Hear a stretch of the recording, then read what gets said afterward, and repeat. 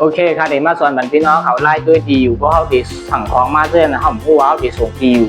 รหัสไปรษณีย์เขาเป็นจึงหื้อส่งจึงหื้อยาพอดีผู้ไรว่าเขาดีเป็นไรในคณะโอเคก่อนดังซื้อเขาเขาว่าที่ในมีสิงจ่าค่ะนะบอกว่าเมื่อไงคะแล้วก็เขาว่าในพิษปุกเขาลัดตัวไว้เช็คก็เลยนะเขาบ้างเช็คก็เด็กเขาว่าตั้งมือชุดๆนะคะแล้วก็ตัวตั้งแต่ชุดๆในคณะ2 อันค่ะมีจุดฉีดจุดเขาว่าที่จุดฉีดจุดอันมีดังค้างๆในคณะที่เขาว่าค่ะมีไผ่สายมือในค่ะเนาะแล้วก็มันเดี๋ยวมี3มันจะไหนขึ้นมาค่ะนะเดี๋ยวมีไฟล์แล้วก็มีเด่นเกมแล้วก็มีตำแหน่งนะคะเขาว่าดีอันว่าตำแหน่งสีสอนในคณะที่เขาว่าค่ะปึ๊บนะครับว่าที่เขาว่าอย่างไรมันเดี๋ยวออกมาตรงเยียบๆซึ่งในคณะยกเขาโกจันกับจันมาถึงเรามือเขาจันมาถึงจัง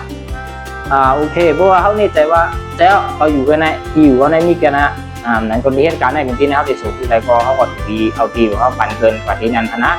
มันถึงมีทางคุณกลางแล้วก็ทางวงๆในหน่อยค่ะเขาก็เรียกเขาว่าไปทางวงๆเนี่ยเดี๋ยวออกมาซึ่งไหนครับพอออกมาซึ่งไหนเขาก็ส่งตำแหน่งอะไรค่ะปึ๊บโอเคพอส่งกับซึ่งไหนเขาในคณะเดี๋ยวออกมาแต่ในก็มันถึงมีชื่ออำเภอที่อยู่เขาสั่งสิงหมดแล้วก็หมายรหัสเงินมีหมดค่ะนะโอเคจ้างมาขอเฮ็ดด้วยค่ะ